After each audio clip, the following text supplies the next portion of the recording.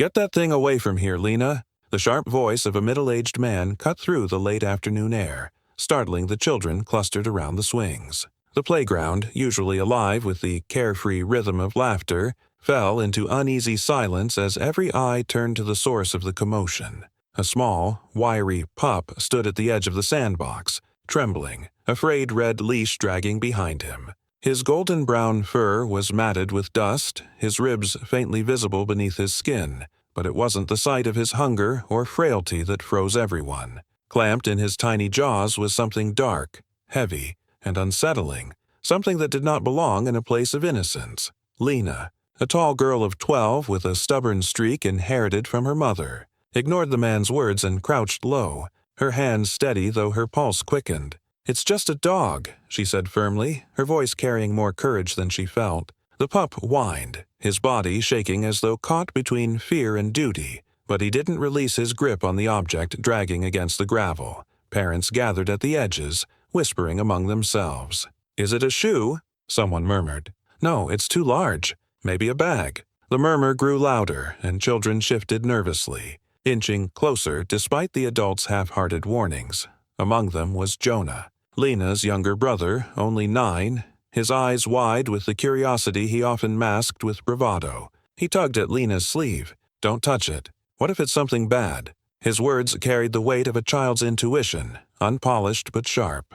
The pup, hearing Jonah's tone, gave a small growl, muffled by the burden he carried. He stumbled forward, leash scraping against the cracked pavement until he reached the center of the playground. With a sudden drop of his jaw, he let go, panting, his chest heaving as if he had completed the longest journey of his young life. The object landed with a thud.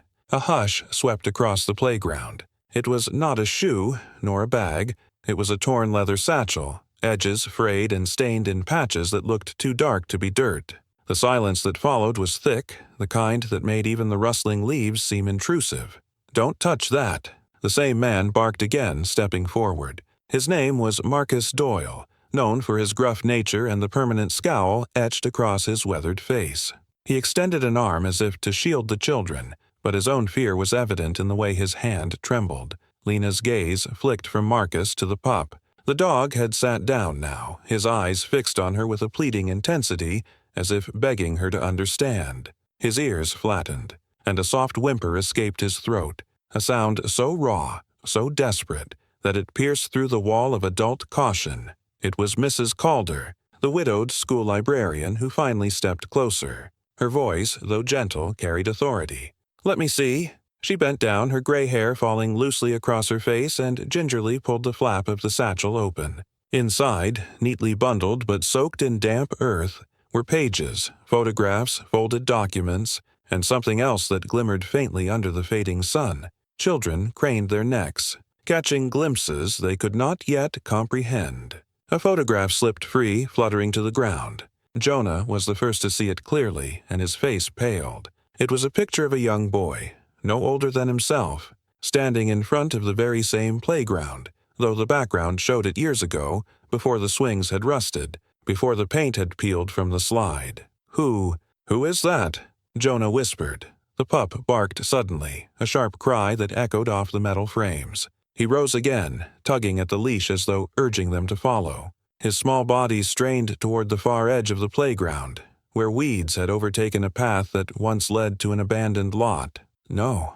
Marcus's voice cracked with a strange edge of panic. "We're not going that way. Everyone, stay here." But even as he spoke, the children began to drift forward, their fear tangled with a magnetic pull toward the truth that seemed to hang in the air. Lena held Jonah's hand tightly. "He wants us to see," she said quietly, more to herself than to anyone else. The pup glanced back at her, eyes glistening with a mix of exhaustion and urgency. Mrs. Calder stood, clutching the satchel to her chest, her face pale but resolute. "We can't ignore this," she murmured, her words carrying the weight of decision. The pup barked once more and pulled against the broken leash, leading them toward the forgotten path. Parents exchanged anxious glances, torn between protecting their children and the undeniable sense that something buried, something long hidden, was demanding to be uncovered.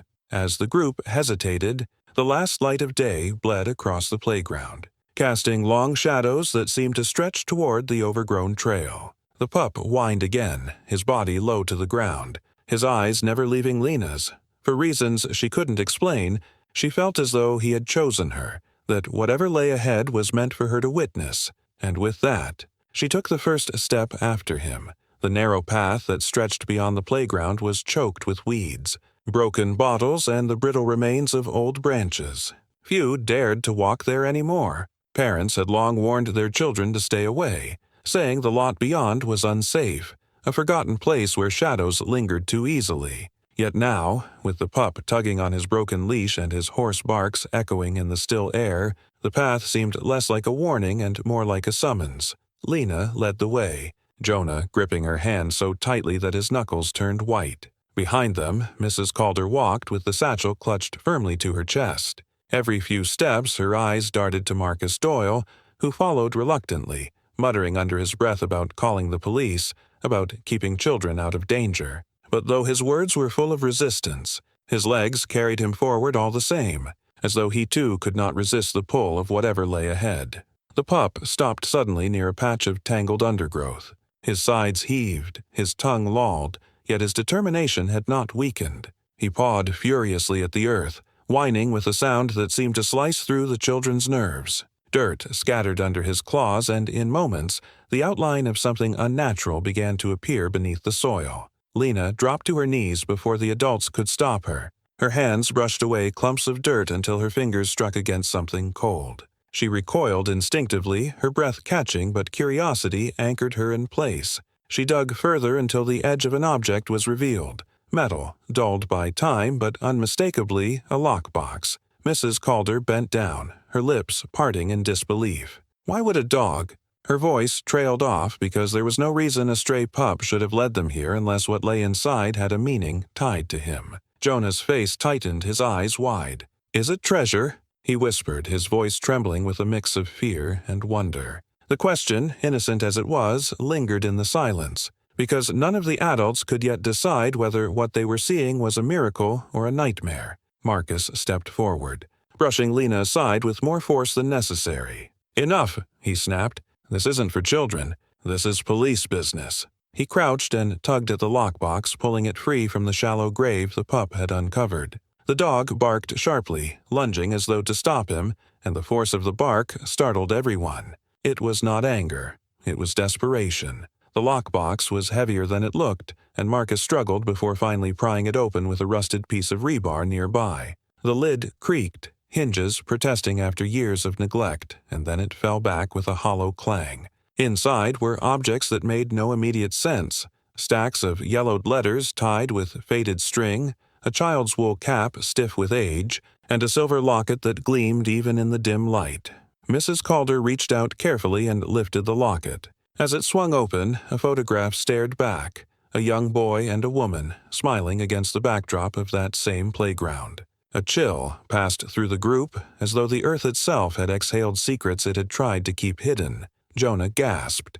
"It's the same boy from the picture in the satchel." His words sliced through the stillness, and every adult froze, realizing he was right. The boy, no older than 10 in the photo, was a ghost of the past resurfacing through the fragile trail left by a determined pup. Marcus's face drained of color. He looked away quickly, his jaw tightening, but not before Lena caught the flicker of recognition in his eyes. She narrowed her gaze at him, her voice steady despite the thundering in her chest. "You know who he is, don't you?" The question hung in the air, unanswered, heavy with accusation. Marcus did not reply. Instead, he slammed the box shut, his movements too quick, too defensive. "We're done here. Everyone, back to the playground." But the pup barked again, pawing at Marcus's leg, his eyes locked on the box as if pleading not to let it vanish back into silence. His cries were so piercing, so human in their desperation, that even the most skeptical parents could no longer dismiss him as just a stray. Mrs. Calder's voice trembled, but carried resolve. "This dog brought us here for a reason. Hiding it now would only make things worse." She turned her gaze sharply on Marcus, whose shoulders stiffened under the weight of her stare. The sun was dipping lower, staining the sky in streaks of copper and crimson, and the abandoned lot seemed to draw its breath, waiting. Children huddled together, wide-eyed, caught between terror and awe. The adults were silent, save for the pounding of their own hearts, and then, as if to break the paralysis, the pup turned abruptly and sprinted further down the overgrown path, Leash trailing, disappearing into the shadows of the lot. His bark echoed once more, fading into the distance, leaving no choice but to follow. The path the pup dragged them toward was a place most had long forgotten. Overgrown weeds clawed at their ankles, and broken bottles crunched underfoot as the group hesitated at the edge of the abandoned lot. The air seemed heavier here, carrying with it the faint scent of rust and earth that hadn't been turned in years. Lena kept her grip on Jonah's hand, her heart pounding so loudly she was certain he could hear it. The pup tugged harder, pausing only to glance back, his eyes urging them to trust him.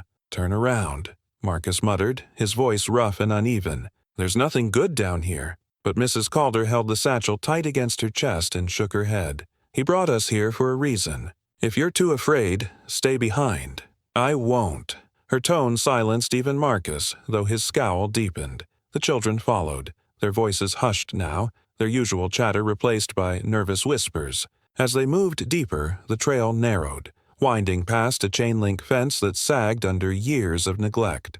Beyond it stood a crumbling storage shed, its door half-hinged, creaking softly whenever the wind caught it. The pup ran ahead, Leash dragging noisily, and pawed at the door. Lena's stomach tightened.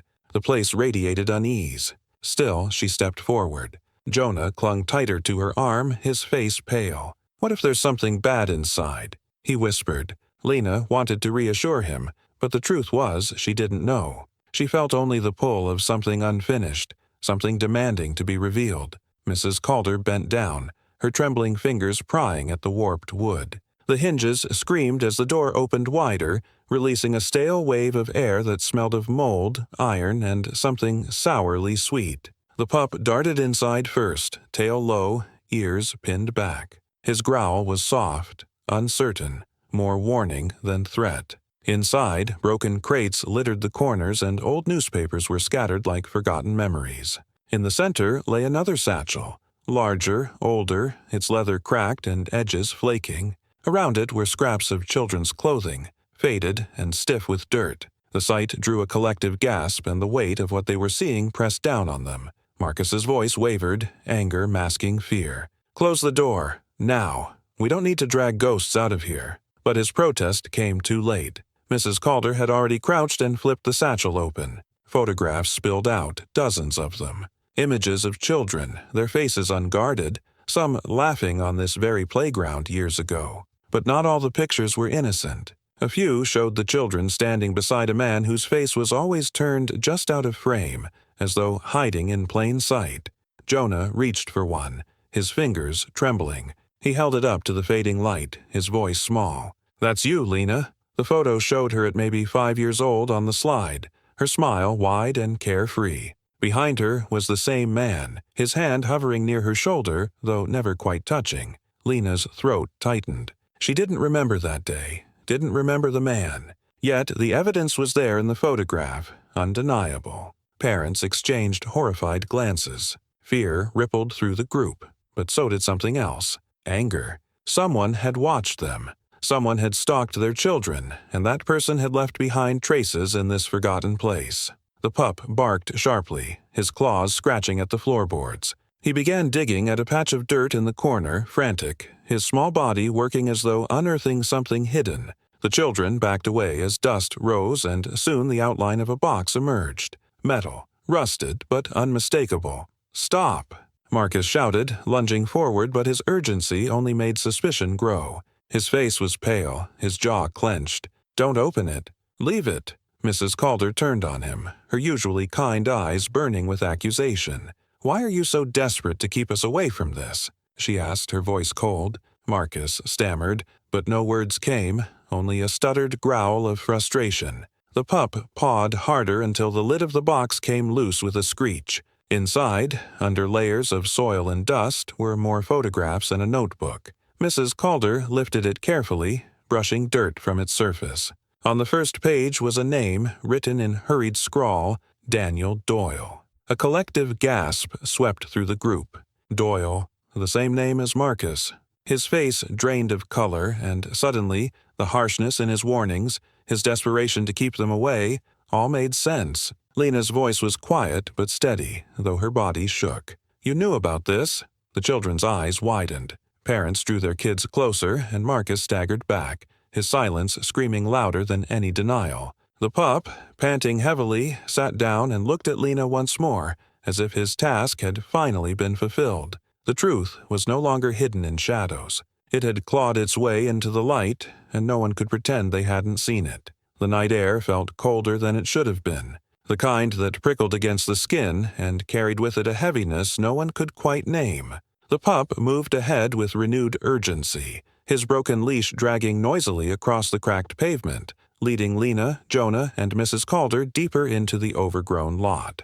Parents followed reluctantly, their steps slow and hesitant, while Marcus trailed at the back, muttering warnings that grew weaker each time he spoke them. The trail was narrow, choked with weeds and brittle branches that scratched at their legs, but no one turned back. There was something in the pup's determination that felt larger than fear, as though he was pulling them toward a truth that refused to stay hidden any longer. When the group reached a clearing, silence fell so completely that even the chirping of crickets seemed to pause. In the middle of the lot stood the remains of a burned-out shed. Its wooden frame leaned awkwardly, scorched beams jutting like broken ribs against the night sky. The pup stopped at the threshold and whined, pawing at the dirt near the charred boards. Lena's breath caught in her throat as she noticed the faint outline of a shallow depression in the soil, too deliberate to be a natural hollow, too grim to be ignored. Jonah clutched her arm. "Lena, I don't like this." His voice cracked, torn between pleading and dread. She placed a steady hand on his shoulder, though her own chest was tight with unease. Mrs. Calder set down the satchel, her fingers trembling as she sifted through its contents again. A folded piece of paper slipped free, this one more weathered than the rest, edges burnt as though it had survived the very fire that consumed the shed. She opened it with care, and her sharp intake of breath drew everyone closer. The paper was a map, crudely drawn but unmistakable. Lines marked the playground, the lot, and an X scrawled exactly where they now stood. Beneath the symbol were words written in a shaky hand, "Not forgotten." The group shifted uneasily, the weight of those words pressing down like unseen hands.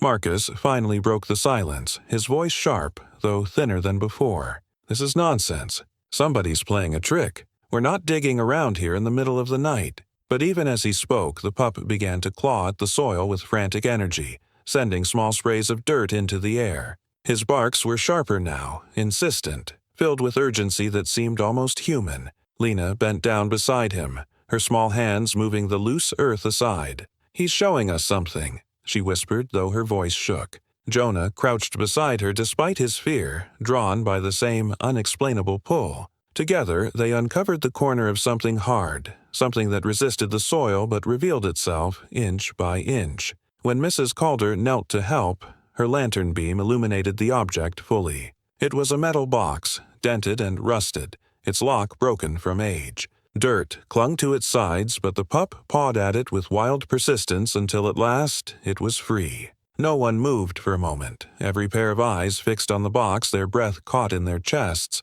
Mrs. Calder opened it. Inside lay a collection of items that made the air itself seem to collapse around them. Photographs of children, newspaper clippings browned with age, and at the very bottom a single shoe, small and scuffed, the leather cracked but unmistakably belonging to a child. Gasps rippled through the group. Jonah stumbled backward, his face pale, while Lena pressed her hand to her mouth. Parents whispered frantically, some pulling their children closer, others frozen in disbelief. Marcus muttered something inaudible, his eyes darting wildly as though searching for an explanation that would not come. The pup barked once more, his gaze fixed not on the box but on the shadows beyond the shed. His body was rigid, ears pricked, as if he sensed something, or someone, that the others could not yet see. Mrs. Calder closed the box slowly, her expression heavy with recognition. These aren't just lost things," she said softly, her voice barely carrying. "These are memories someone tried to bury." Her words lingered, heavier than the night air, heavier than the silence that followed. A rustling sound came from the far edge of the clearing, breaking the stillness. Every head turned. The weeds shifted, and for a moment it was impossible to tell if it was the wind or something more. The pup growled low in his throat, stepping protectively in front of Lena and Jonah. The children clung to one another, their fear now mingled with a strange electric anticipation. The night no longer felt empty. It felt like it was watching, and just as the group braced in tense silence, a shadow moved beyond the tree line, slow, deliberate, and unmistakably human. The figure stepped into the clearing, illuminated faintly by Mrs. Calder's lantern. He was an old man, his shoulders bent beneath the weight of years, his clothes worn as though he had been living on the edges of the town's memory. His eyes, hollow yet glistening, fell immediately on the box at Mrs. Calder's feet. For a long moment no one spoke. The pup broke the silence with a low whimper, and the man's expression crumpled into something between grief and relief. "I buried it," he whispered, his voice cracking under the strain of confession. "I buried it so no one would carry the shame." His trembling hand lifted slightly, pointing toward the box, then fell back to his side. The parents drew their children closer, but Lena did not move. She felt Jonah's hand tighten in hers, yet she could not look away. Mrs. Calder's face was etched with sorrow, her tone steady but not unkind. "Secrets left in the dark never fade, Henry. They wait, and tonight they found their way back." The man lowered his gaze, tears cutting quiet lines down his dirt-streaked cheeks. He said nothing more, only sank to his knees beside the burned remains of the shed as though surrendering to the truth he had tried for so long to bury. The pup padded forward and sat at his side, pressing his small frame against the man's leg. It was not forgiveness exactly, but it was a gesture of recognition, a silent acknowledgement that the weight of the past had at last been unearthed. The children watched, their fear tempered now by the fragile dignity of the moment. As the lantern light flickered, Lena glanced back at the playground visible in the distance, the swings swaying gently in the wind, the slide gleaming faintly in the moonlight. She knew the place would never look the same again, yet something in her chest felt lighter, as if the shadows had been thinned by truth. The pup lifted his head, eyes glinting in the dim glow, and gave one final bark that echoed through the clearing before fading into silence. It was not a cry of fear or demand, but of completion, as though he had fulfilled the journey that no one else dared to take. The night held its breath, and for the first time the playground no longer seemed haunted. It seemed whole,